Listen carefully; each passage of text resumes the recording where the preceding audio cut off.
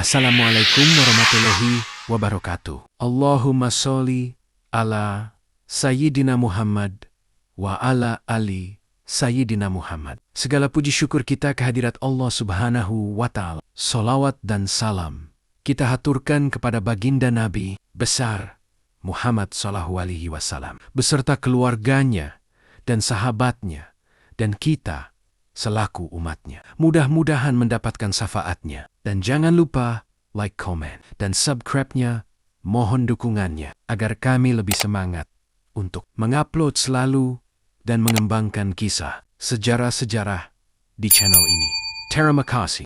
Yuk, kita lanjut. Kisah Nabi Daud alaihi salam. Daud bin Yisha adalah salah seorang dari 13 bersaudara turunan ke-13 dari Nabi Ibrahim alaihi salam.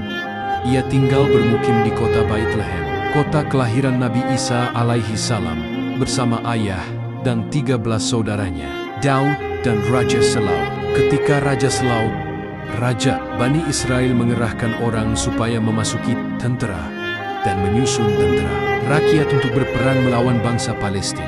Daud bersama 2 orang kakaknya diperintahkan oleh ayahnya untuk turut berjuang dan menggabungkan diri ke dalam barisan askar Selaut. Khusus kepada Daud sebagai anak yang termuda di antara 3 bersaudara, ayahnya berpesan agar ia berada di barisan belakang dan tidak boleh turut bertempur. Ia ditugaskan hanya untuk melayani kedua kakaknya yang harus berada di barisan depan, membawakan makanan dan minuman serta keperluan-keperluan lainnya bagi mereka. Di samping ia harus dari waktu ke waktu memberi laporan kepada ayahnya tentang jalannya pertempuran dan keadaan kedua kakaknya di dalam medan perang. Ia sesekali tidak diizinkan maju ke garis depan dan turut bertempur, mengingatkan usianya yang masih muda dan belum ada pengalaman berperang sejak ia dilahirkan. Akan tetapi ketika pasukan Selaut dari Bani Israel berhadapan muka dengan pasukan Jelaut dari bangsa Palestina, Daud lupa akan pesan ayahnya tatkala mendengar suara Jelaut yang nyaring dengan penuh kesombongan, menentang, mengajak berperang. Sementara jago-jago perang Bani Israel berdiam diri sehingga rasa takut dan kecil hati. Ia secara spontan menawarkan diri untuk maju menghadapi Jelaut dan terjadilah pertempuran antara mereka berdua yang berakhir dengan terbunuhnya Jelaut, sebagaimana telah diceritakan dalam kisah sebelum ini. Sebagai imbalan bagi jasa Daud mengalahkan Jelaut, maka dijadikan menantu oleh Selaut dan dikawinkannya dengan puterinya yang bernama Mikial, sesuai dengan janji yang telah diumumkan kepada pasukannya bahwa puterinya akan dikawinkan dengan orang yang dapat bertempur melawan Jelaut dan mengalahkannya. Di samping ia dipungut sebagai menantu, Daud diangkat pula oleh Raja Selaut sebagai penasihatnya dan orang kepercayaannya. Ia disayang, disanjung, dan dihormati, serta disegani bukan sahaja oleh mertuanya, bahkan oleh seluruh rakyat Bani Israel yang melihatnya sebagai pahlawan bangsa yang telah berhasil mengangkat keturunan serta darjat Bani Israel di mata bangsa-bangsa sekelilingnya. Suasana keakraban, saling sayang dan saling cinta yang meliputi hubungan sang menantu Daud dengan sang mertua Selaut tidak dapat bertahan lama.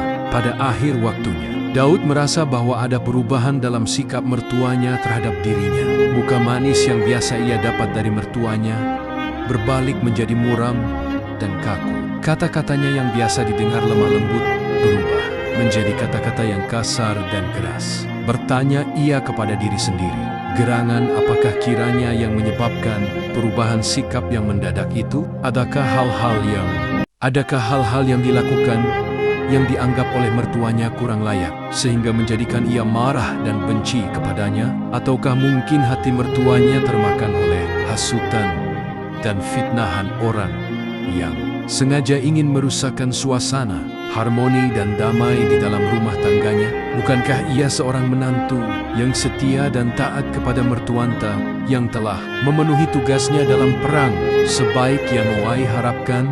Dan bukankah ia selalu tetap bersedia mengorbankan jiwa raganya untuk membela dan mempertahankan kekekalan kerajaan mertuanya. Daud tidak mendapat jawaban yang memuaskan atas pertanyaan yang melintasi pikirannya itu. Ia kemudian kembali kepada dirinya sendiri dan berkata dalam hatinya, mungkin apa yang ia lihat sebagai perubahan sikap dan perlakuan dari mertuanya itu hanya suatu dugaan dan prasangka belaka dari pihaknya. Dan kalaupun memang ada, maka mungkin disebabkan oleh urusan dan masalah pribadi dari mertua yang tidak ada sangkut pautnya dengan dirinya sebagai menantu. Demikianlah dia mencoba menenangkan hati dan pikirannya yang masyangul, yang berpikir selanjutnya tidak akan mempedulikan dan mengambil kisah tentang sikap dan tindak tanduk mertuanya lebih jauh. Pada suatu malam gelap yang sunyi senyap, ketika ia berada di tempat tidur bersama istrinya Mikial, Daud berkata kepada istrinya, "Wahai Mikial, intabat aku atau salah dalam tanggapanku, dan apakah hayal dan dugaan hatiku belaka, atau sesuatu kenyataan apa yang aku lihat dalam sikap ayahmu terhadap diriku? Aku melihat akhir Minestu ini ada perubahan sikap dari ayahmu terhadap diriku. Ia selalu menghadapi aku dengan muka muram dan kaku, tidak seperti biasanya. Kata-katanya kepadaku tidak selamah lembut seperti dulu. Dari pancaran pandangannya kepadaku aku melihat tanda antipati dan benci kepadaku. Ia selalu menggelakkan diri dari duduk bersamaku, bercakap-cakap dan berbincang-bincang sebagaimana dahulu ia lakukan bila ia melihatku berada di..."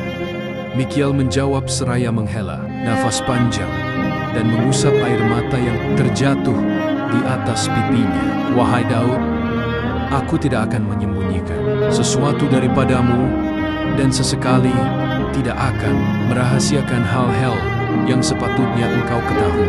Sesungguhnya sejak ayahku melihat bahwa keturunanmu makin naik di mata rakyat dan namamu menjadi buah mulut yang disanjung-sanjung sebagai pahlawan dan penyelamat bangsa, ia merasa iri hati dan khawatir bila pengaruhmu di kalangan rakyat makin meluas dan kecintaan mereka kepadamu makin bertambah.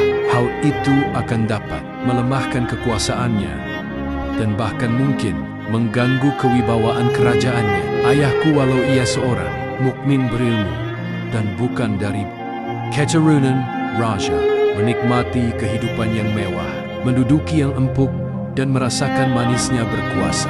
Orang mengiyakan kata-katanya, melaksanakan segala perintahnya dan membungkukkan diri jika menghadapinya. Ia khawatir akan kehilangan itu semua dan kembali ke tanah ladangnya dan usaha ternaknya di desa. Karenanya ia tidak menyukai orang menonjol yang dihormati dan disegani rakyat, apalagi dipuja-puja dan dianggapnya pahlawan bangsa seperti engkau.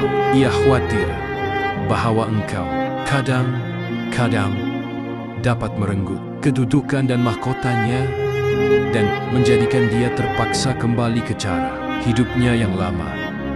Sebagaimana tiap raja meragukan kesetiaan tiap orang dan berpurba sangka terhadap tindakan orang tuanya bila ia belum mengerti apa yang dituju dengan tindakan itu.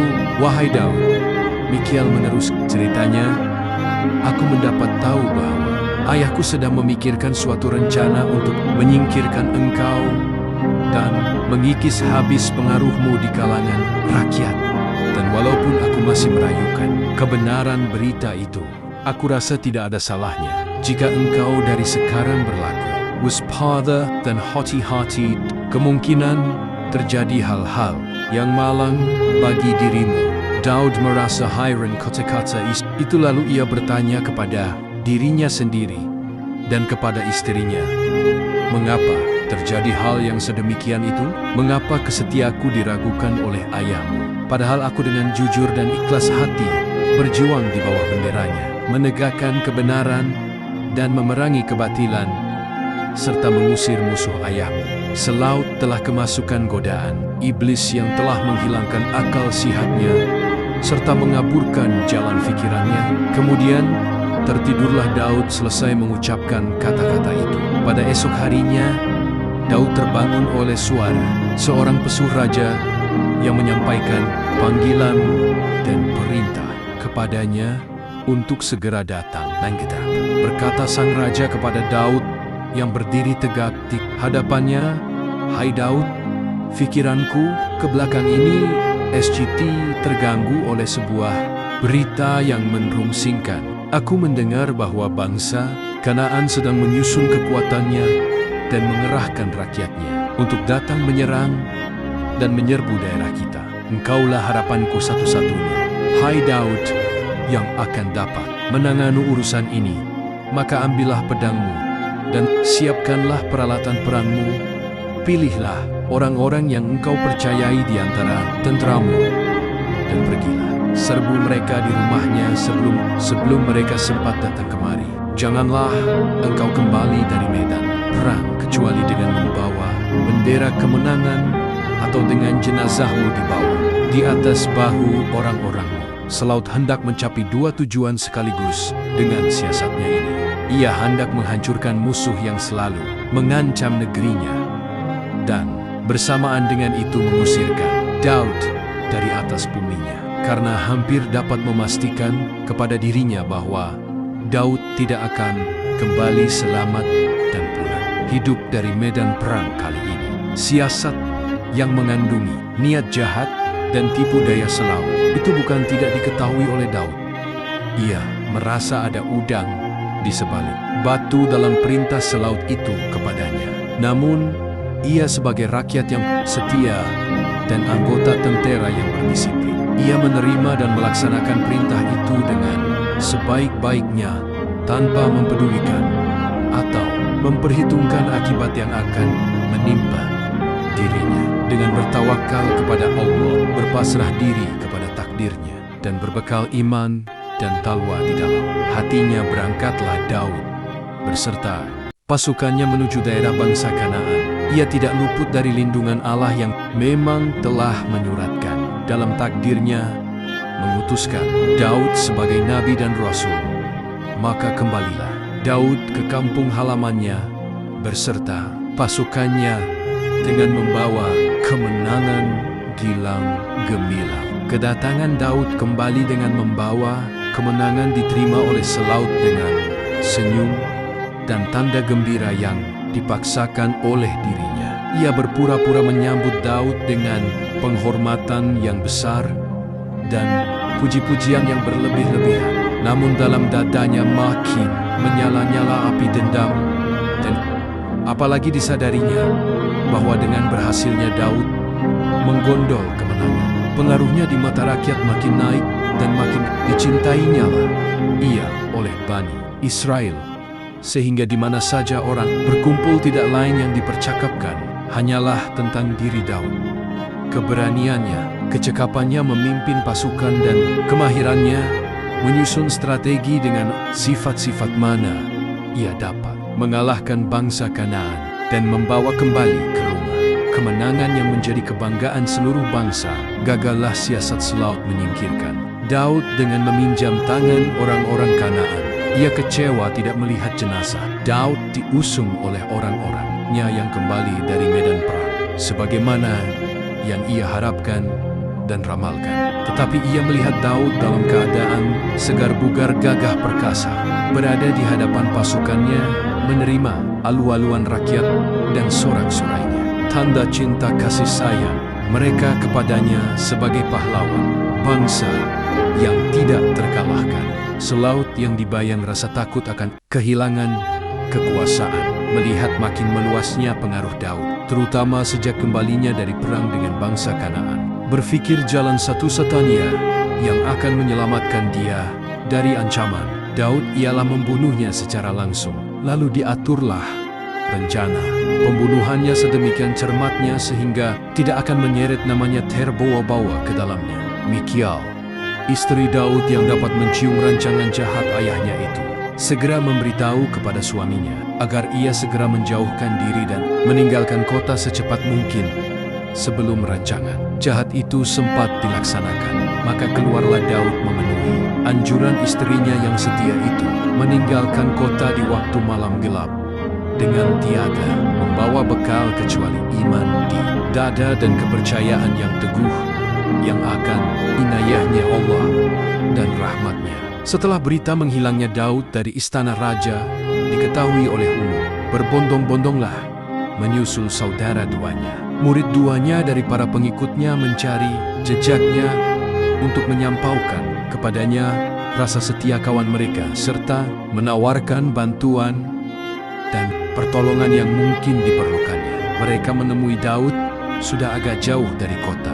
Ia lagi istirahat seraya merenungkan nasib yang ia alami sebagai akibat dari perbuatan seorang hamba Allah yang tidak mengenal budi baik sesamanya dan yang selalu memperturutkan hawa nafsunya sekadar untuk mempertahankan kekuasaan duniawinya. Hamba Allah itu tidak sadar, fikir Daud, bahwa kenikmatan dan kekuasaan duniawi yang ia miliki adalah pemberian Allah yang sewaktu-waktu dapat dikabutenaya kembali daripadanya. Daud dinobatkan sebagai Raja Selaut. Makin lama makin berkurang pengaruhnya dan merosot kewibawaannya. Sejak ia ditinggalkan oleh Daud dan diketahui oleh rakyat rancangan jahatnya terhadap orang yang telah berjasa membawa kemenangan demi kemenangan bagi negara dan bangsanya. Dan sejauh perhargaan rakyat terhadap Selaut merosot, sejauh itu pula cinta kasih mereka kepada Daud makin meningkat, sehingga banyak di antara mereka yang lari mengikuti Daud dan menggabungkan diri ke dalam barisannya. Hal mana menjadikan Selaut kehilangan akal dan tidak dapat menguasai dirinya. Ia lalu menjalankan siasat tangan besi, menghunus pedang dan membunuh siapa saja yang ia ragukan kesetiaannya. Tidak terkecuali di antara korban duanya terdapat para ulama dan para pemuka rakyat. Selaut yang mengetahui bahwa Daud yang merupakan satu-satunya saingan baginya masih hidup yang mungkin sekali akan menuntut balas atas pengkhianatan dan rancangan jahatnya, merasakan tidak dapat tidur, nyenyak, dan hidup tenteram di istananya sebelum ia melihatnya mati terbunuh. Karenanya ia mengambil keputusan untuk mengejar Daud dimanapun ia berada dengan sisa pasukan tenteranya yang sudah goyah disiplinnya dan kesetiaannya kepada istana. Ia pikir harus cepat membinasakan Daud dan para pengikutnya sebelum mereka menjadi kuat dan bertambah banyak pengikutnya. Daud beserta para pengikutnya pergi bersembunyi di sebuah tempat persembunyian tatkala mendengar bahwa Selaut dengan askarnya sedang mengejarnya dan sedang berada tidak jauh dari tempat persembunyiannya. Ia menyuruh beberapa orang DRP pengikutnya untuk melihat dan mengamati kedudukan Selaut yang sudah berada dekat dari tempat mereka bersembunyi. Mereka kembali memberitahukan kepada Daud bahwa Selaut dan askarnya sudah berada di sebuah lembah dekat dengan tempat mereka dan sedang tertidur semuanya dengan nyenyak. Mereka kepada Daud, jangan menyia-nyiakan kesempatan yang baik ini untuk memberi pukulan yang memastikan kepada Selaut dan askarnya. Anjuran mereka ditolak oleh Daud dan ia buat sementara merasa cukup sebagai peringatan. Pertama, bagi Selaut, menggunting saja sudut bajunya selagi ia nyenyak dalam tidurnya. Setelah Selaut terbangun dari tidurnya, diham oleh Daud yang seraya menunjukkan potongan yang digunting dari sudut bajunya. Berkatalah ia kepadanya, lihatlah pakaian bajumu yang telah aku gunting sewaktu engkau tidur nyenyak. Sekiranya aku mahu, niscaya aku dengan mudah telah membunuhmu dan menceraikan kepalamu dari tubuhmu. Namun aku masih ingin memberi kesempatan kepadamu untuk bertaubat dan ingat kepada Tuhan serta membersihkan hati dan pikiranmu dari sifat-sifat dengki, hasut dan buruk sangka yang engkau jadikan dalih untuk membunuh orang sesuka hatimu. Selaut tidak dapat menyembunyikan rasa terkejutnya bercampur malu yang nampak jelas pada wajahnya yang pucat. Ia berkata, menjawab Daud, "Sungguh engkau adalah lebih adil dan lebih baik hati daripadaku. Engkau benar-benar telah menunjukkan jiwa besar dan perangai yang luhur. Aku harus mengakui hal itu." Peringatan yang diberikan oleh Daud belum dapat menyedarkan Selaut. Hasratnya yang keras untuk mempertahankan kedudukannya yang sudah lapuk itu menjadikan ia lupa. Peringatan yang ia terima dari Daud tatkala digunting sudut bajunya. Ia tetap melihat Daud sebagai musuh yang akan menghancurkan kerajaannya dan mengambil alih mahkotanya. Ia merasa belum aman selama masih hidup, dikelilingi oleh para pengikutnya yang makin lama makin membesar bilangannya. Ia enggan menarik pengajaran dan peristiwa perguntingan bajunya dan mencoba sekali lagi membawa askarnya mengejar dan mencari Daud untuk menangkapnya hidup atau mati. Sampailah berita pengejaran Selaut ke telinga Daud buat kali keduanya. Maka dikirimlah pengintai oleh Daud untuk mengetahui di mana tempat askar Selaut berkhemah. Diketemukan, sekali lagi mereka sedang berada di sebuah bukit, tertidur dengan nyenyaknya karena payah kecapaian. Dengan melangkah beberapa anggota pasukan yang lagi tidur, sampailah Daud di tempat Selaut yang lagi mendengkur dalam tidurnya. Diambilnyalah anak panah yang tertancap di sebelah kanan kepala Selaut beserta sebuah kendi air yang terletak di sebelah kirinya. Kemudian dari atas bukit berserulah Daud sekeras suaranya kepada anggota pasukan Selaut agar mereka bangun dari tidurnya dan menjaga baik-baik keselamatan rajanya yang nyaris terbunuh karena kecuaian mereka. Ia mengundang salah seorang dari anggota pasukan untuk datang mengambil kembali anak panah dan kendi air kepunyaan raja yang telah dicuri dari sisinya tanpa seorang pun dari mereka yang mengetahuinya. Tindakan Daud itu yang dimaksudkan sebagai peringatan kali kedua kepada Selaut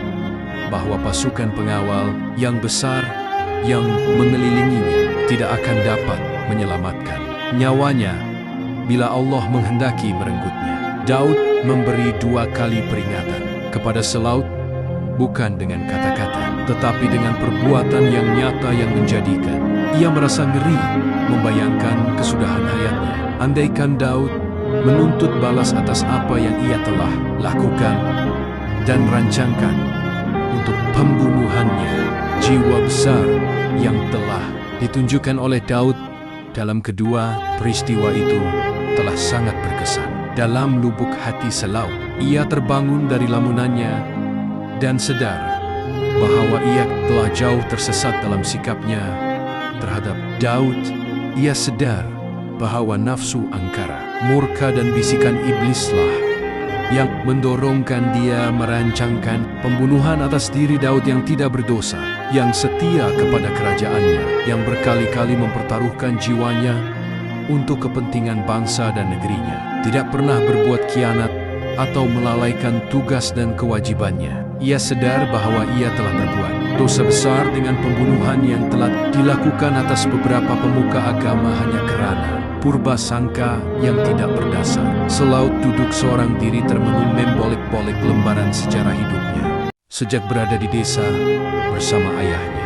Kemudian, tanpa diduga dan disangka, berkat rahmat dan kurnia Allah, diangkatlah ia menjadi Raja Bani Israel.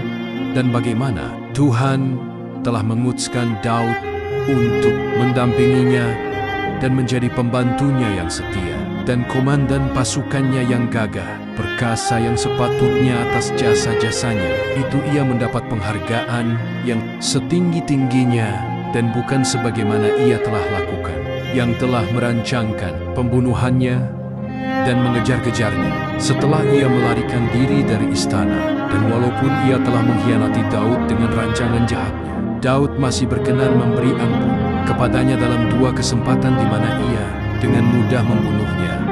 Andaikan dia mau membayangkan peristiwa itu semuanya menjadi sesaklah dada Selaut, menyesalkan diri yang telah terjerumus oleh hawa nafsu dan godaan iblis, sehingga ia menyia-nyiakan kurnia dan rahmat Allah dengan tindakan-tindakan yang bahkan membawa dosa dan murka Allah.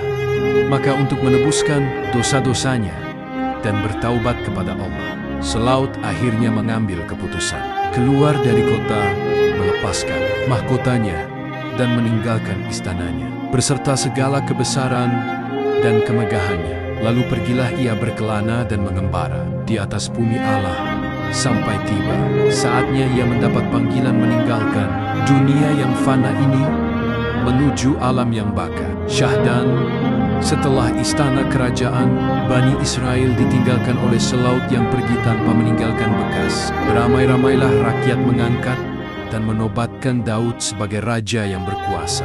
Nabi Daud mendapat godaan.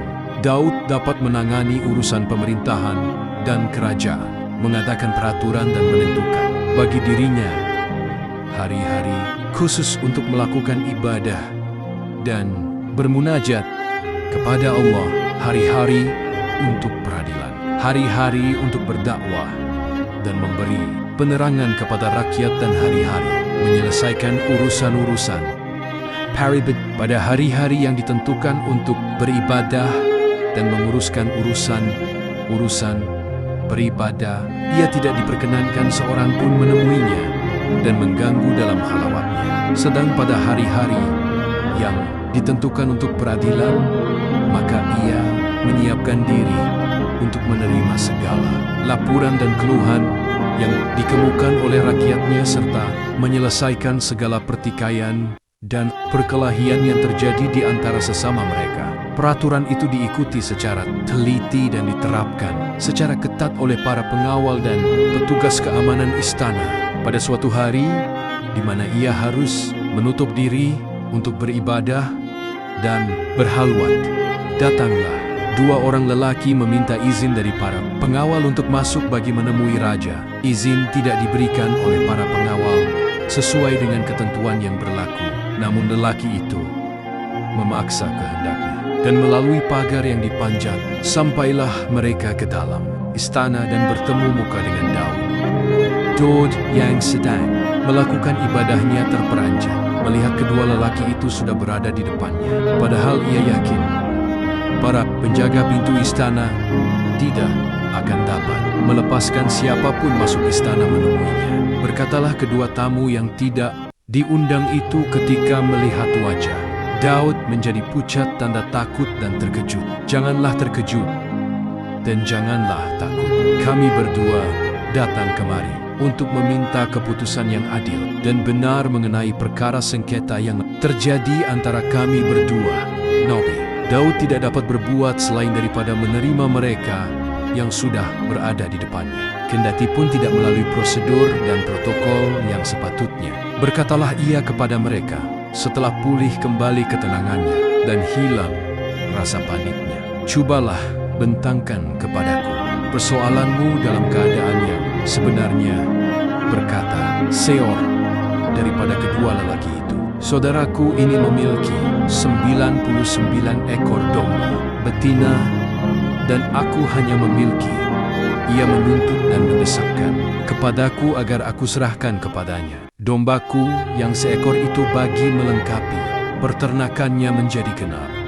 100 ekor. Ia membawa macam-macam alasan dan berbagai dalil yang sangat sukar bagiku untuk menolaknya, mengingatkan bahwa ia memang lebih cekap berdebat dan lebih pandai bertikam lidah daripadaku. Nabi Daud berpaling muka kepada lelaki yang lain yang sedang seraya bertanya, "Benarkah apa yang telah diuraikan oleh saudara kamu ini?" "Benar," jawab lelaki itu. "Jika memang demikian halnya," kata Daud dengan marah, "maka engkau telah berbuat zalim kepada saudaramu ini dan memperkosakan hak miliknya dengan tuntutanmu itu. Aku tidak akan membiarkan engkau melanjutkan tindakanmu yang zalim itu, atau engkau akan menghadapi hukuman pukulan pada wajah dan hidungmu." Dan memang banyak di antara orang-orang yang berserikat itu yang berbuat zalim satu terhadap yang lain, kecuali mereka yang benar beriman dan beramal soleh. Wahai Daud, berkata lelaki itu menjawab, sebenarnya engkaulah yang sepatut menerima hukuman yang engkau ancamkan kepadaku itu. Bukankah engkau sudah mempunyai 99 perempuan? Mengapa engkau masih menyunting lagi seorang gadis yang sudah lama bertunang dengan seorang pemuda anggota tenteramu sendiri yang setia dan bakti? Dan sudah lama mereka berdua saling cinta dan mengikat janji. Nabi Daud tercengang mendengar jawaban lelaki yang berani, tegas dan pedas itu, dan sekali lagi ia memikirkan kemana sasaran dan tujuan kata-kata itu. Sekonyong-konyong lenyaplah, menghilang dari pandangannya kedua susuk tubuh kedua lelaki itu. Nabi Daud berdiam diri, tidak mengubah sikap duduknya, dan seraya termenung, sedarlah ia bahwa kedua lelaki itu adalah malaikat yang diutuskan oleh Allah untuk memberi peringatan dan teguran kepadanya. Ia seraya bersujud memohon ampun dan maghfirah dari Tuhan atas segala tindakan dan perbuatan yang tidak diredai olehnya. Allah menyatakan menerima taubat Daud, mengampuni dosanya serta mengangkatnya ke tingkat para nabi dan rasulnya. Adapun gadis yang dimaksudkan dalam percakapan Daud dengan kedua malaikat yang menyerupai sebagai manusia, itu ialah Sabit binti Syai, seorang gadis yang berparas elok dan cantik, sedang calon suaminya adalah Uria bin Hanan, seorang pemuda jejaka yang sudah lama menaruh cinta dan mengikat janji dengan gadis tersebut, bahwa sekembalinya dari medan perang mereka berdua akan melangsungkan perkawinan dan hidup sebagai suami istri yang bahagia. Pemuda itu telah secara rasmi meminang Sabik dari kedua orang tuanya, yang dengan senang hati telah menerima baik uluran tangan pemuda itu. Akan tetapi apa yang hendak dikatakan sewaktu Uria bin Hanan berada di negeri orang melaksanakan perintah Daud berjihad untuk menegakkan kalimah Allah, terjadilah sesuatu yang menghancurkan rancangan syahdunya itu.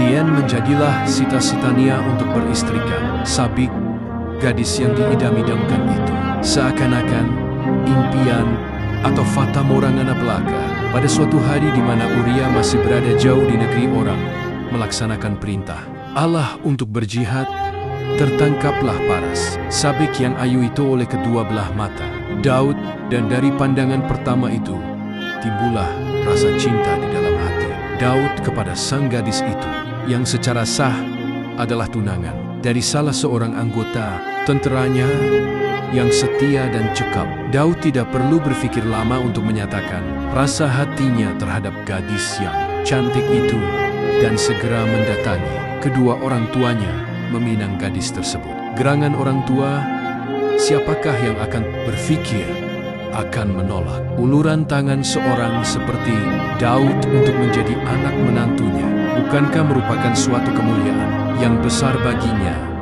untuk menjadi ayah mertua dari Daud, seorang pesuruh Allah dan raja Bani Israel itu? Dan walaupun Sabik telah diminta oleh Uria, namun Uria sudah lama meninggalkan tunangannya dan tidak dapat dipastikan bahwa ia akan cepat kembali atau berada dalam keadaan hidup. Tidak bijaksanalah fikir kedua orang tua Sabik untuk menolak uluran tangan Daud hanya semata-mata karena menantikan kedatangan Uria kembali dari medan perang. Maka diterimalah permintaan Daud, dan kepadanya diserahkanlah Sabik untuk menjadi istrinya yang sah. Demikianlah kisah perkawinan Daud dan Sabik, yang menurut para ahli tafsir menjadi sasaran kritik dan teguran Allah melalui kedua malaikat yang merupai sebagai dua lelaki yang datang kepada Nabi Daud memohon penyelesaian tentang sengketa mereka perihal domba betina mereka hari Sabtunya Bani Israel. Di antara ajaran Nabi Musa Amaris Rum kepada Bani Israel ialah bahwa mereka mewajibkan untuk mengkhususkan satu hari pada tiap minggu bagi melakukan ibadah kepada Allah, mensucikan hati dan pikiran mereka dengan berzikir, bertahmid, dan bersyukur atas segala kurnia dan nikmat Tuhan, bersolat dan melakukan perbuatan yang baik serta amal soleh. Diharamkan bagi mereka pada hari yang ditentukan itu untuk berdagang dan melaksanakan hal-hal yang bersifat duniawi. Pada mulanya hari Jumatlah yang ditunjuk sebagai hari keramat dan hari ibadah itu. Tetapi mereka meminta dari Nabi Musa agar hari ibadah itu dijatuhkan pada setiap hari. Sabtu mengingatkan bahwa pada hari itu Allah selesai menciptakan makhluknya. Usul perubahan yang mereka ajukan itu diterima oleh Nabi Musa. Maka sejak seliter hari Sabtu pada setiap minggu dijadikan hari mulia dan suci, di mana mereka tidak melakukan perdagangan dan mengusahakan urusan duniawi. Mereka hanya tekun beribadah dan berbuat amal-amal kebajikan yang diperintahkan oleh agama. Demikianlah hari berganti hari, bulan berganti bulan, dan tahun berganti tahun. Namun adat, kebiasaan mensucikan hari Sabtu tetap dipertahankan turun-temurun dan generasi demi generasi. Pada masa Nabi Daud berkuasa di suatu desa bernama Ailat, satu di antara beberapa desa yang terletak di tepi Laut Merah bermukim. Sekelompok kaum dari keturunan Bani Israel yang sumber pencariannya adalah dari penangkapan ikan, perdagangan dan pertukangan yang dilakukannya setiap hari kecuali hari Sabtu, sebagai akibat dari perintah mensucikan hari Sabtu di mana tiada seorang melakukan urusan dagangan atau penangkapan ikan. Maka pasar-pasar dan tempat perniagaan di desa itu menjadi sunyi senyap pada tiap hari dan malam Sabtu, sehingga ikan itu di laut tampak terapung-hapung di atas permukaan air, bebas berpesta ria mengelilingi. Dua buah batu besar berwarna putih terletak di tepi laut dekat desa Ailat. Ikan-ikan itu seolah-olah sudah terbiasa bahwa pada tiap malam dan hari Sabtu terasa aman bermunculan di atas permukaan air tanpa mendapat gangguan dari para nelayan. Tetapi begitu matahari terbenam pada Sabtu senja, menghilanglah ikan-ikan itu kembali ke perut dan dasar laut sesuai dengan naluri yang dimiliki oleh tiap binatang makhluk Allah. Para nelayan desa Ailat yang pada hari-hari biasa tidak pernah melihat ikan begitu banyak terapung-apung di atas permukaan air, bahkan sukar mendapat menangkap ikan sebanyak yang diharapkan, menganggap adalah kesempatan yang baik dan menguntungkan sekali bila mereka melakukan penangkapan ikan pada tiap malam. Dan hari Sabtu, pikiran itu tidak disia-siakan, dan tanpa menghiraukan perintah agama dan adat kebiasaan yang sudah berlaku sejak Nabi Musa memerintahkannya, pergilah mereka rame-rame ke pantai menangkap ikan di malam dan hari yang terlarang itu, sehingga berhasillah mereka menangkap ikan sepuas hati mereka dan sebanyak yang mereka harapkan. Berbeda jauh dengan hasil mereka di hari-hari biasa.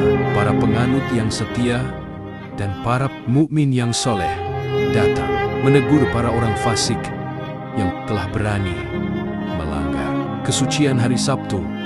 Mereka diberi nasihat dan peringatan agar menghentikan perbuatan mungkar mereka dan kembali mentaati perintah agama serta menjauhkan diri dari semua larangannya supaya menghindari murka Allah yang dapat mencabut kurnia dan nikmat yang telah diberikan kepada mereka. Nasihat dan peringatan para mukmin itu tidak dihiraukan oleh para nelayan yang membangkang. Itu bahkan mereka makin giat melakukan pelanggaran secara demonstratif karena sayang akan kehilangan keuntungan material yang besar yang mereka peroleh dan penangkapan ikan di hari-hari yang suci. Akhirnya, pemuka-pemuka agama terpaksa mengasingkan mereka dari pergaulan dan melarangnya masuk ke dalam kota dengan menggunakan senjata kalau perlu. Berkata para nelayan pembangkang itu memprotes, sesungguhnya kota Ailat adalah kota dan tempat tinggal kami bersama kami mempunyai hak yang sama seperti kamu untuk tinggal menetap di sini dan sesekali kamu tidak berhak melarang kami memasuki kota kami ini serta melarang kami menggali sumber kekayaan yang terdapat di sini bagi kepentingan hidup kami. Kami tidak akan meninggalkan kota kami ini dan pergi pindah ke tempat lain. Dan jika engkau enggan bergaul dengan kami, maka sebaiknya kota Ailat ini dibagi menjadi dua bahagian, dipisah oleh sebuah tembok pemisah, sehingga masing-masing pihak bebas berbuat dan melaksanakan usahanya tanpa diganggu oleh mana-mana pihak lain. Dengan adanya garis pemisah antara para nelayan, pembangkang yang fasik, dan pemeluk-pemeluk agama yang taat, bebaslah mereka melaksanakan usaha penangkapan ikan semahu hatinya secara besar-besaran pada tiap-tiap hari tanpa berkecuali. Mereka membina saluran air bagi mengalirkan air laut ke dekat rumah mereka dengan mengadakan bendungan yang mencegahkan kembalinya ikan minus tula laut bila matahari terbenam. Pada setiap petang Sabtu, pada waktu mana biasanya ikan yang terapung-apung itu meluncur kembali ke dasar laut. Para nelayan yang makin menjadi kaya karena keuntungan besar yang Nike peroleh dari hasil penangkapan ikan yang bebas menjadi makin berani melakukan maksiat dan pelanggaran perintah agama yang menjurus kepada kerusakan akhlak dan moral mereka. Sementara para pemuka agama yang melihat para nelayan itu makin berani melanggar perintah Allah dan melakukan kemungkaran dan kemaksiatan di daerah mereka sendiri, masih rajin mendatangi mereka dari masa ke semasa, memperingatkan mereka dan memberi nasihat. Kalau masih dapat ditarik ke jalan yang benar dan bertaubat dari perbuatan maksiat mereka. Akan tetapi kekayaan yang mereka peroleh dari hasil penangkapan yang berganda menjadikan mata mereka buta untuk melita cahaya kebenaran, telinga mereka pekat untuk mendengar nasihat para pemuka agama, dan lubuk hati mereka tersumbat oleh nafsu, kemaksiatan, dan kefasikan, sehingga menjadikan sebahagian dari pemuka dan penganjur agama itu berputus asa dan berkata kepada sebahagian yang masih menaruh harapan, "Mengapa kamu masih menasihati orang-orang yang akan dibinasakan oleh Allah dan akan ditimpai hati orang yang akan dibinasakan oleh Allah dan akan ditimpahi azab yang sangat keras?" Demikianlah pula Nabi Daud setelah melihat bahwa segala nasihat dan peringatan kepada kaumnya hanya dianggap sebagai angin lalu atau seakan suara